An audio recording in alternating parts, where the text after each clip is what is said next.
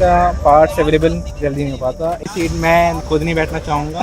Parts ability इस गाड़ी की नहीं है। सो गाइस, आज के इस वीडियो में हमारे पास है एक्सट्रीम 125। आई नो बहुत सारे लोग कंफ्यूज होंगे कि इस बाइक को 125 सीसी के अंदर लेना चाहिए कि नहीं लेना चाहिए। तो आज की इस वीडियो में आपको सारी चीज़ें मिल जाएंगी कि आपको इस बाइक को कंसीडर करना चाहिए कि नहीं करना चाहिए। वैसे इसकी 125 सीसी में तो राइडर 125 सीसी भी आती है और ये भी आती है और हीरो की भी आती है आई गेस। भाई साहब बुलाते हैं शिव भाई को। एंड शिव भाई, थैंक यू। कैसे हो भाई? बढ़िया, आप बताओ। बस भाई बढ़िया। तो मतलब आपने 125 सीसी में यही देखी थी या फिर कोई और भी देखी थी? भाई मेरे नोन्स कजन्स में टीवीएस की रेडर थी, एनएस भी थी, N125 भी थी, बट पापा ने उस टाइम ये बुक कर दी थी फर्स्ट। एंड नई गाड़ी आई थी, लॉन्च हुई थी हाँ। 24 में। तो ये उस टाइम में ली थी, आई थिंक 26 ऑफ फेब को, और 24 में it was the first bike in south Delhi.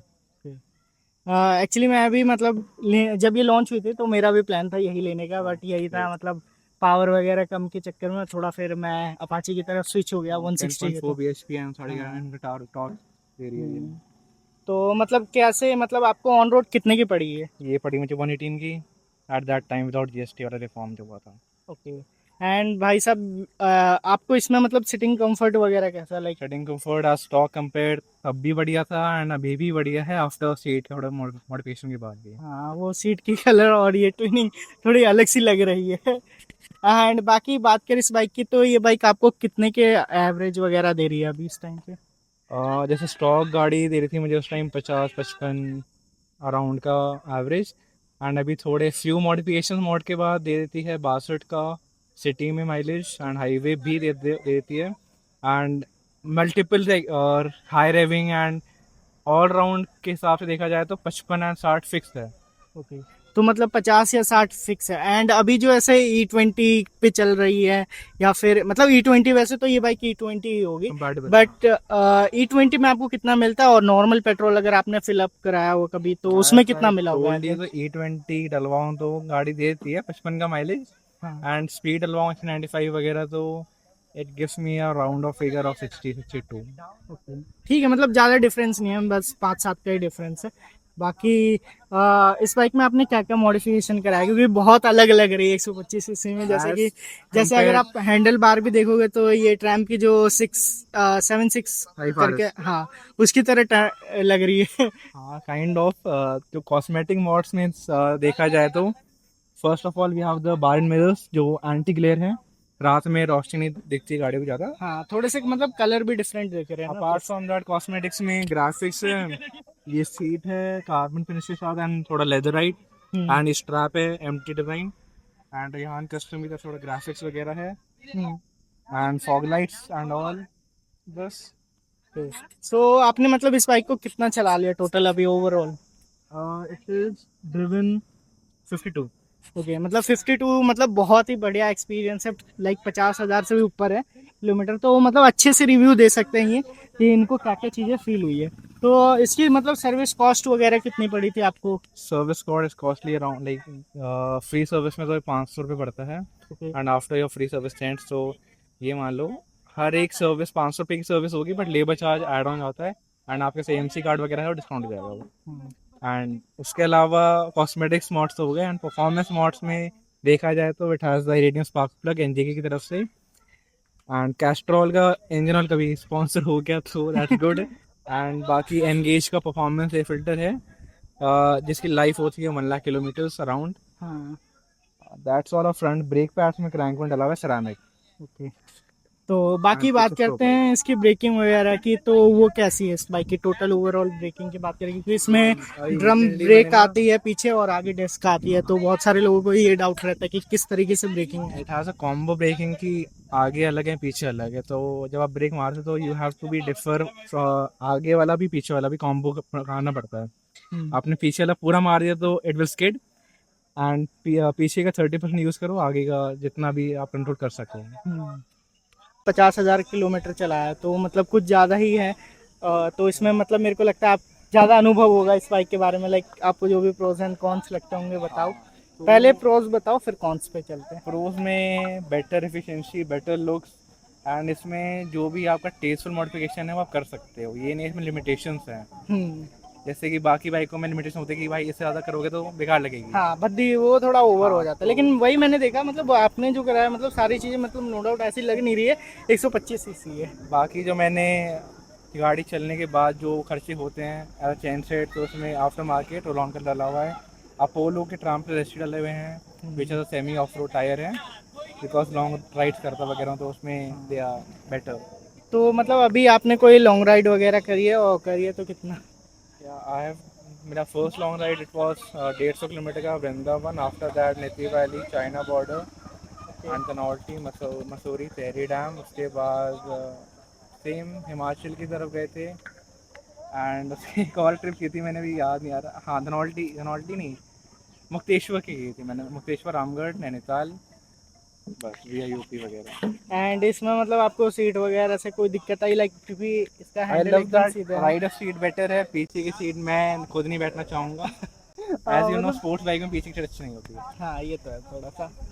तो बाकी इसके कुछ अब बात करते हैं नेगेटिव पॉइंट्स पे, मतलब जो आपको फील हुआ है लाइक 50,000 52,000 किलोमीटर के समथिंग बाइक आपने चलाई है, तो कुछ नेगेटिव पॉइंट्स भी होंगे, तो वो एक बार आप बता दो कि मतलब आपको क्या क्या नेगेटिव तो पॉइंट्स एज यू लगे नो हैं। This come from brand hero, तो हीरो में जो आफ्टर सेल सर्विस है वो इतनी अच्छी नहीं है, एंड पार्ट्सबिलिटी इस गाड़ी की नहीं है। जैसे गाड़ी कभी कुछ किसी की हो ना, वैसे किसी का एक्सीडेंट होता है तो इसका पार्ट्स अवेलेबल जल्दी नहीं हो पाता, 1 डेढ़ महीने की वेटिंग लगाती है। एंड सर्विस की बात रहे तो सर्विस अच्छे हैं, बट मैकेनिक थोड़े काइंड ऑफ लेजी टाइप के हैं, उन्हें पता नहीं गाड़ी में क्या करना है। हम्म, एंड जो छोटे मोटे खर्चे हैं उनको थोड़ा अवॉइड ही करो हम्म, कराने से। बाकी इंजन रिलायबिलिटी की बात करी जाए तो इंजन रिलायबल है, बट ज़्यादा ही आप हाई रेव करोगे स्टॉक गाड़ी को हाँ तो वो थोड़ा हेड का ओवर इशू आ है। जाएगा, एंड इंजन सीज और इंजन आउट कम होने जाती है गाड़ी की, हम्म, यही कॉन्स्ट है। ओके। तो बाकी इसकी लाइट वगैरह की थ्रो कैसे, जैसे रात के टाइम में, तो क्योंकि बहुत ऐसे ज़्यादा ही देखा मतलब जाए तो डिज़ाइन वैसा सा है। Stock LED lights are not that good, low beam में अच्छी नहीं है, हाई बीम में अच्छी नहीं है, high beam is like a dot. हाँ तो मैंने ये लगवाए थे, ये एच की हैं मर्सिडीज वाले फॉग लाइट्स, हाँ। तो दीज कॉस्टेड में around 3500 and 4500 with harness. And इसमें बाकी इसमें लगा हुआ है सिमटेक के फ्लैशर एंड पीछे strobe light, hmm, and fog lights का थ्रो का सेटअप बहुत बढ़िया है, मतलब यूज़फुल है, बट वही ये दिल्ली में अलाउड नहीं है हाँ सिटी मतलब में, वही सिटी में तो हाईवे के लिए मतलब बढ़िया। हाँ हाईवे के लिए नो डाउट बहुत बढ़िया है। एंड बाकी कभी आपको ऐसे हाईवे पे चलते हुए फील हुआ है कि मतलब बाइक अंडर पावर है या ऐसा कुछ भी? यार ऐसा तो मुझे नहीं हुआ, क्योंकि ये गाड़ी अब जैसे परफॉर्मेंस मोड हो रखे हैं तो 100 जाती है प्यार से, हाँ एंड आपके साथ कुछ ज़्यादा सीसी के बच्चे चल रहे हैं तो it seems a bit small, but compare to सही है, आप compete कर लेते हो इफ़ आपके पास है कंट्रोलेबल हाँ। देन। तो ओके गाइस, बाकी अभी इसको राइड करते हैं एंड राइड करने के बाद रिव्यू करते हैं आपको। गाड़ी आती है भाई, चलने में तो हैंडल नो डाउट एक नंबर लग रही है। आई नो आपको ये डैशबोर्ड देख के प्यार हो जाने वाला है, ऐसा कुछ सीन है। ताकि चेक दिस आउट ऑल्सो भाई साहब, आप हमें फीडबैक दे सकते हो कि आपको ये बाइक कैसी लग रही है चलाते टाइम। देखो यार, मुझे तो चलाने में नो डाउट बहुत बढ़िया लग रही है, बस यही है यार इसकी ब्रेकिंग पे थोड़ा सा हीरो को काम करने की ज़रूरत है। लाइक अगर मैंने इसके एक और राइड रिव्यू भी डाले थे तो उसमें क्या हुआ था, ये बाइक एकदम से ना मतलब स्लिप ऐसे से हो गए थे, हैंडल मतलब पीछे के टायर ना स्किड से हो गए थे। तो ये वाला सीन पे थोड़ा वर्क करना चाहिए यार, एटलीस्ट पीछे भी एक एबीएस या फिर डिस्क ब्रेक दे दो, ऑफर कर दो, क्योंकि थोड़ा ठीक रहे। एंड ज़्यादा तेज मैं अभी चलाऊंगा नहीं इस बाइक को, नॉर्मल से जो अगर बंदा ले रहा है सिटी में तो वो नॉर्मल ही चलाएगा, तो उसी स्पीड पर मैं आपको इस वाली वीडियो में चलाते हुए दिखूंगा। ताकि भाई साहब बात करें इसकी स्विच की क्वालिटी की तो ठीक ठीक सी है, मतलब मतलब अच्छी है। जैसे हॉर्न, अगर स्टॉक हॉर्न, आई गेस ये स्टॉक हॉर्न ही है, देखो हॉर्न की क्वालिटी तो ठीक है, बाकी स्विचेस की क्वालिटी भी एक नंबर है नो डाउट।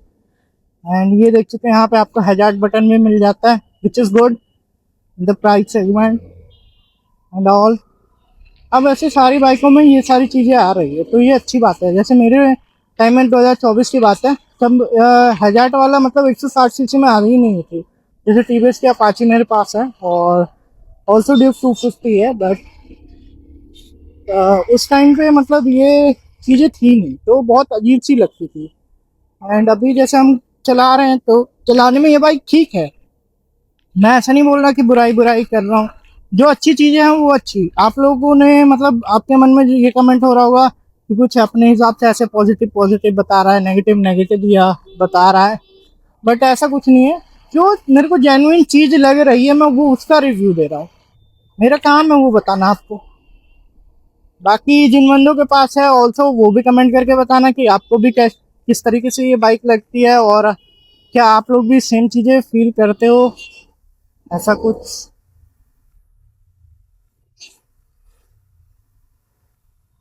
देखो भाई, दिल्ली के बस वाले अलग ही चलते हैं भाई। बाकी चलाने में तो भाई बाइक एक नंबर है, बस यही है थोड़ा सा ब्रेकिंग वाला पार्ट पे थोड़ा वर्क करने की ज़रूरत है हीरो को। बाकी ये आई नो थोड़ा ट्रैम्प 7 कुछ की तरह आ रही है, वैसी लुक्स आ रही होगी आपको। आई नो थोड़ा ये मीटर हटा दूंगा ना तो मतलब ऐसा सा फील होगा आपको भी। बाकी ये चेक करो राइड रिव्यू।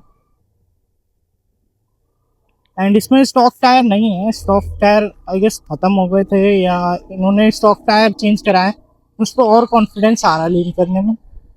ऑल्सो इन्होंने पावर ये मॉडिफिकेशन भी कराई है पावर बूस्ट के लिए। अभी ये गाड़ी 100 आराम से चली जाती है, विच इज़ गुड। एक्चुअली अभी हम राइड पे भी गए थे तो वहाँ पे भी मैंने देखा कि काफ़ी इजीली जा रही है 100, जो कि ठीक है यार। मतलब यार देखो, अगर आप सिटी में राइड करते हो मैक्स टू मैक्स चलोगे 80 90 80, इससे ज़्यादा आप नहीं जाने वाले सिटी के पॉइंट ऑफ व्यू से। तो सिटी के पॉइंट ऑफ व्यू से अगर मैं बात करूँ इस बाइक को कंसिडर करना चाहिए कि नहीं करना चाहिए, सो देखो यार सिटी के पॉइंट ऑफ व्यू से ना 110% आपको लेना चाहिए। बाकी अगर आपको इसमें कोई डाउट लग रही है तो ऑल्सो आप हमें कमेंट कर सकते हो, हम आपके सारे डाउट का रिप्लाई करने की कोशिश करेंगे। एंड ऑल्सो जो मेरे जेन्युइन ऑडियंस है एंड जो मेरे को मतलब ओनरशिप रिव्यू में कोई डाउट रह गया हो या कोई क्वेश्चन रह गया हो वो आप पूछ सकते हो। ऐसा नहीं है कि वही पूछ सकते हैं, आप भी पूछ सकते हो। बाकी ये था कुछ अभी हमारा एक्सट्रीम 125 का ओनरशिप रिव्यू। ऑल्सो इसमें मैंने राइडिंग पार्ट भी ऐड कर दिया है जो कि अभी देख सकते हो, क्योंकि काफ़ी बढ़िया लग रही होगी वीडियो। ये वीडियो से आपको सारी चीज़ें आइडिया लग जाए कि किस तरीके से ले रहे हो। अगर आप भी आपका भी बजट लाइक 120 के समथिंग है, ये बाइक आप ले सकते हो भाई, नो डाउट, आँख बंद करके ले सकते हो। बट यही है यार, बस इसमें थोड़ी ब्रेकिंग सुधार देना हीरो, तो आप इस बाइक को 110% कंसिडर कर सकते हो। फिर टीवीएस की तरफ से बात करें तो टीवीएस की राइडर 125 सीसी आती है which is good in the segment, but ये भी अच्छा है। सो गाइस ये था कुछ मेरा इस बाइक के साथ राइड रिव्यू। उम्मीद करता हूँ आपको पसंद आया हो, पसंद आया तो लाइक शेयर एंड सब्सक्राइब कर देना। बाकी मिलते हैं कल किसी और वीडियो में, जब तक के लिए इतना ही।